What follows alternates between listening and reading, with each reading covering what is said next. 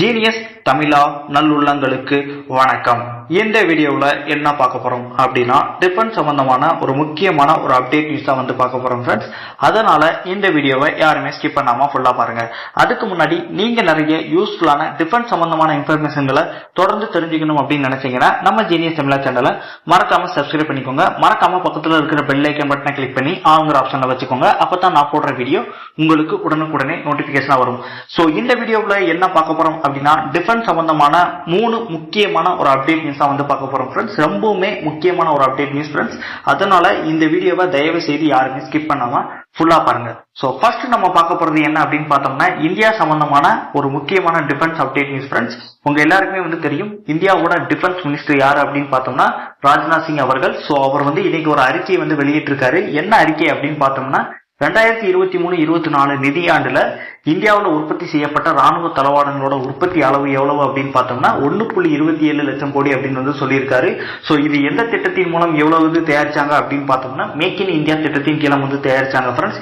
இந்த make in India திட்டம் அப்படிங்கிறது ஒண்ணுமே கிடையாது ஃப்ரெண்ட்ஸ். வெளிநாட்டுல இருந்து பொருட்களை இறக்குமதி பண்ணாம உள்நாட்டிலே பொருட்கள், அதாவது உள்நாட்டிலேயே தயாரிக்கிற ஒரு விஷயம் தான் இந்த மேக் இன் இந்தியா திட்டம் ஃப்ரெண்ட்ஸ். இது எல்லா பொருளுக்கும், அதாவது இந்தியாவில் உற்பத்தி செய்யற, அதாவது இந்தியாவிலேயே தயாரிக்கிற எந்த ஒரு பொருளா இருந்தாலும் அதுக்கு இந்த மேக் இன் இந்தியா திட்டம் அப்படிங்கறது பொருந்தும் ஃப்ரெண்ட்ஸ். சோ இந்த திட்டத்தின் மூலமா இவ்வளவு இதை உற்பத்தி பண்ணிருக்காங்க. அது மட்டுமல்ல, கிட்டத்தட்ட 90 நாடுகளுக்கு 20,000 கோடி அளவுக்கு ராணுவ தளவாடங்களை ஏற்றுமதியும் பண்ணியிருக்காங்க அப்படிங்கறத அவர் தெள்ள தெளிவா அறிக்கையா சொல்லியிருக்காரு ஃப்ரெண்ட்ஸ்.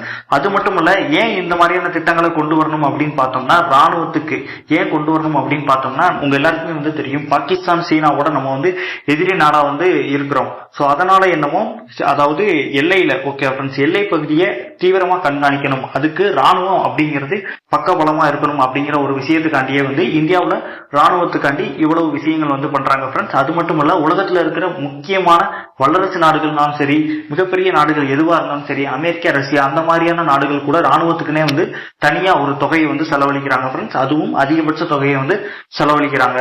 சோ இது ஃபர்ஸ்ட் நம்ம தெரிஞ்சுக்கிட்ட ஒரு முக்கியமான ஒரு டிஃபென்ஸ் சம்பந்தமான இந்தியாவோட டிஃபென்ஸ் சம்பந்தமான இன்ஃபர்மேஷன் ஃப்ரெண்ட்ஸ். ரெண்டாவது நம்ம தெரிஞ்சுக்கிற வேண்டிய ஒரு முக்கியமான ஒரு இன்ஃபர்மேஷன் என்ன அப்படின்னு பார்த்தோம்னா ரஷ்யா. ஃப்ரெண்ட்ஸ், ரஷ்யா உக்ரைன் போர் உங்க எல்லாருக்குமே தெரியும். கிட்டத்தட்ட ஒரு 2.5 வருஷமா நடந்துகிட்டே இருக்கு.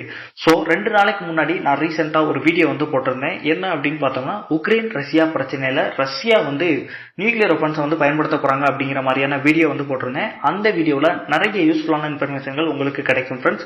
சோ அந்த வீடியோவை கண்டிப்பா நீங்க எல்லாருமே பார்க்கணும். சோ இன்னைக்கு ரஷ்யாவோட அதிபர் விளாடிமிர் புட்டின் அவர்கள் ஒரு கூட்டம் போட்டிருக்காரு. அதுல முக்கியமான ராணுவ அதிகாரிகள், அதாவது ரஷ்யாவை சேர்ந்த ராணுவ அதிகாரிகள் பங்கேற்றிருக்காங்க. அதுல ஒரு முடிவு எடுக்கப்பட்டதா சொல்றாங்க. அந்த தகவல் உண்மையா இல்லையா அப்படின்னு தெரியல.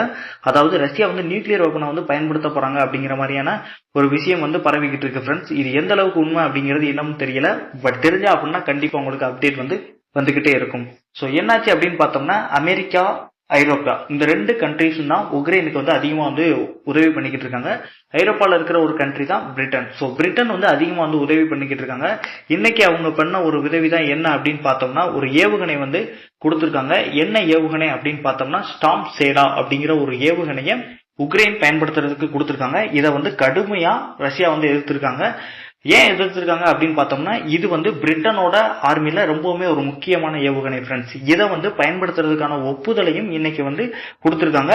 யார் முன்னிலையில அப்படின்னு பார்த்தோம்னா நம்மளோட அமெரிக்க அதிபர் ஜோ பைடன் முன்னிலையில 2 பிரதமர்களும் சேர்ந்து அமெரிக்காவோட முக்கியமான ஒரு அதிபர், இவர் பிரதமர், இவங்க எல்லாருமே சேர்ந்து இந்த ஒரு ஏவுகணையை நீங்க பயன்படுத்தலாம் அப்படிங்கிற மாதிரியான ஒப்புதலை கொடுத்திருக்காங்க.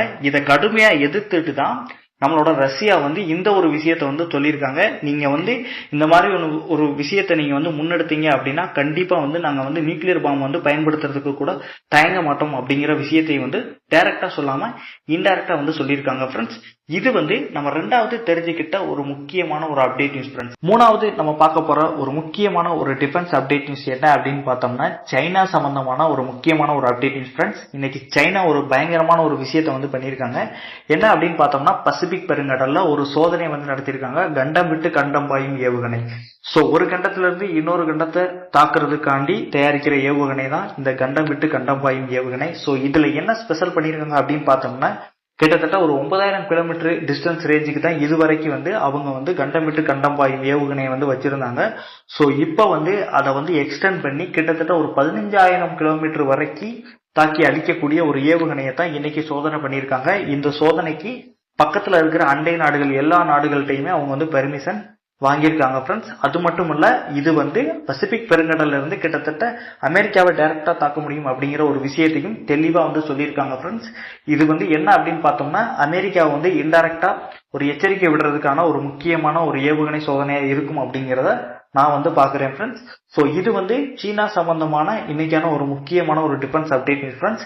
இந்த வீடியோல ரஷ்யா, சீனா, இந்தியா இந்த 3 நாடுகளோட முக்கியமான ஒரு டிஃபென்ஸ் அப்டேட் நியூஸ் தான் ஃப்ரெண்ட்ஸ் இன்னைக்கு நம்ம தெரிஞ்சுக்கிட்டோம். ஸோ இந்த அப்டேட் நியூஸ் இன்னைக்கு மட்டும் இல்ல, என்னைக்குமே உங்களுக்கு யூஸ்ஃபுல்லா இருக்கும் அப்படிங்கறத நான் சொல்லிட்டு இந்த வீடியோ இதோட முடிஞ்சது ஃப்ரெண்ட்ஸ். இந்த வீடியோல சொன்ன தகவல் உங்களுக்கு யூஸ்ஃபுல்லா இருந்தது அப்படின்னா கண்டிப்பா உங்க ஃப்ரெண்ட்ஸ்க்கு ஷேர் பண்ணுங்க.